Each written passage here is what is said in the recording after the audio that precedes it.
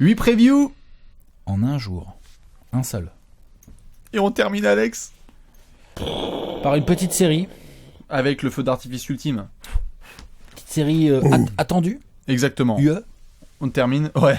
Et t'inquiète que ça sera pas l'Union Européenne, n'importe quoi. Mais Non, du mais coup, ouais. non, ça va pas du tout être gentil ni paradisiaque pour ces deux franchises. On va devoir se rentrer dans la gueule. Il y a Ça des va être beau. rivalités de partout.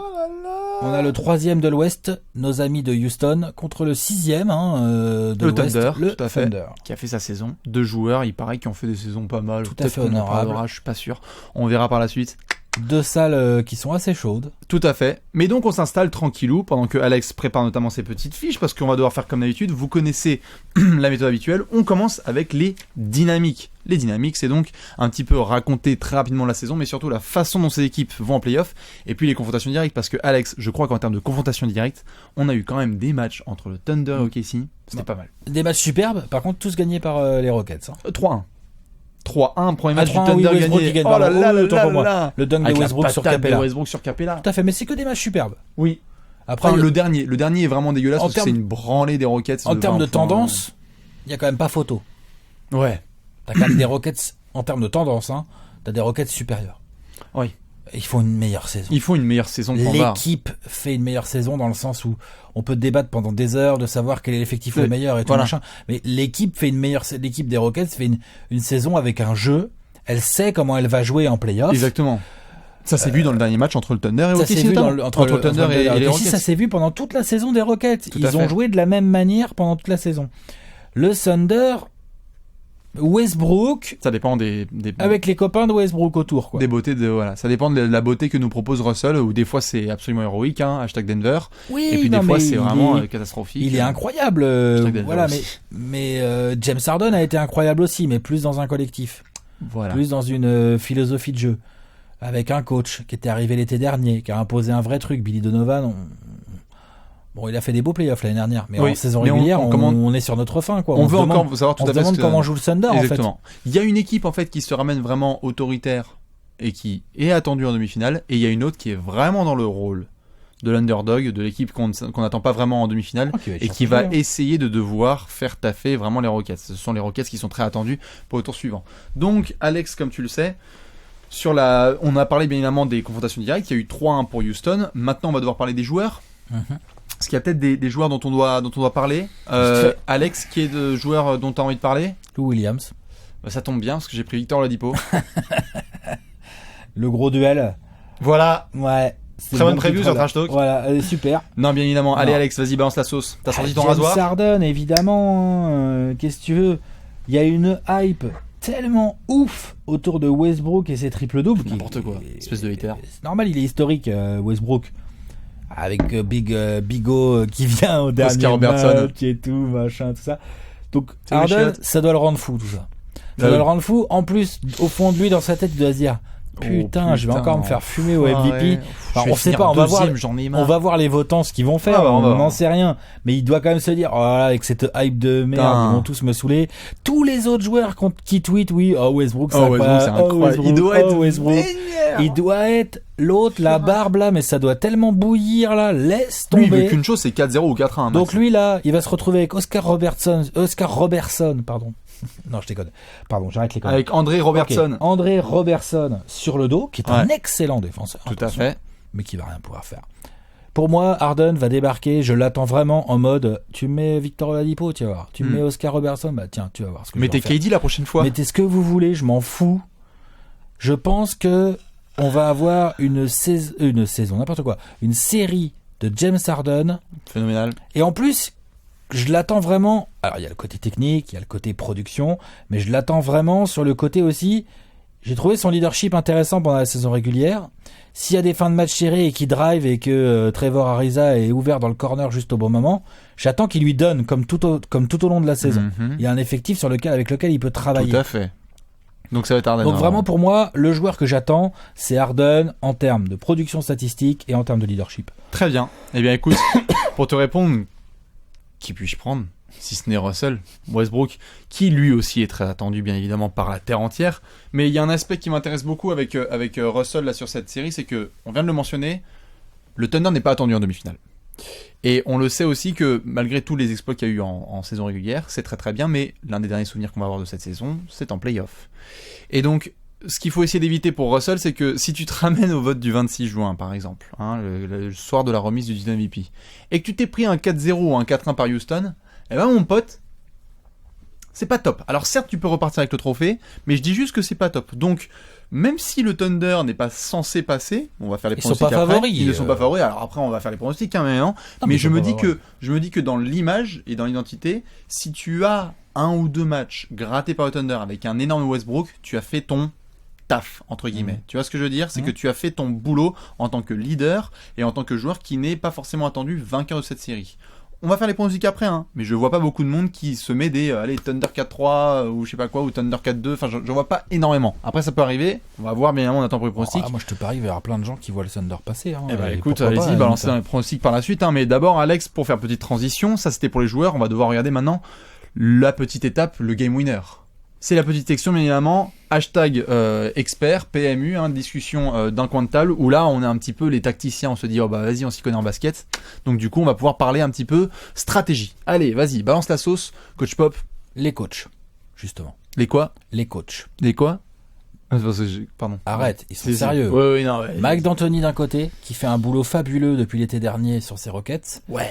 Et Billy Donovan de l'autre, qui a montré en play-off l'année dernière qu'il était capable d'être un peu créatif et que ça soit plutôt bien vu. Ça va. C'était pas mal ce qu'il a fait aux Spurs, Et ce qu'il a fait aux Warriors aussi. Bon, après, ils se sont fait fumer, mais bon, c'était pas inintéressant. Donc, là où j'attends vraiment les choses, c'est que on a des joueurs individuellement hors du commun. Donc, tu peux pas vraiment j'adore Patrick Beverley, mais tu peux pas vraiment espérer qu'il va te tenir Westbrook, voilà. Après, qu'est-ce que fait Mike D'Antoni? Est-ce qu'il insiste? Est-ce qu'il tente du Eric Gordon? Est-ce qu'il tente carrément du Trevor Ariza de temps en temps dessus? J'en sais rien, moi je m'en fous. Parce que tu peux finalement laisser Harden sur André Robertson, tu vois. Et même chose dans l'autre sens. J'aime bien André Robertson, défenseur absolument très...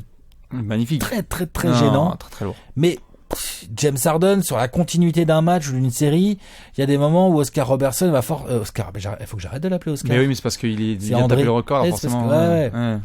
Ils font chier aussi. Ils s'appelaient tous pareil. Allez, du coup, André Robertson, comme tu disais. Non, James Harden, oui, André Robertson, il va gêner avec sa longueur et tout, mais sur la continuité d'une série... Quand ça dure plus de 2 matchs, ça devient un peu compliqué. Tu vois, voilà, c'est ça le truc. Et puis en plus, il y a donc les ajustements, les coachs. Comment tu t'ajustes? Qu'est-ce que tu fais? Comment tu défends Westbrook? Est-ce que tu fais que du 1-1 ou est-ce que tu lui fais lâcher la balle pour partir du principe que ses coéquipiers sont plus faibles? Ce qui voudra dire que dans ce cas-là, Billy Donovan va devoir trouver des solutions avec Oladipo, avec Taj Gibson, avec peut-être Doug McDermott, j'en sais rien, un truc comme ça. Et même chose de l'autre côté. Mike D'Antoni, est-ce qu'il va continuer à...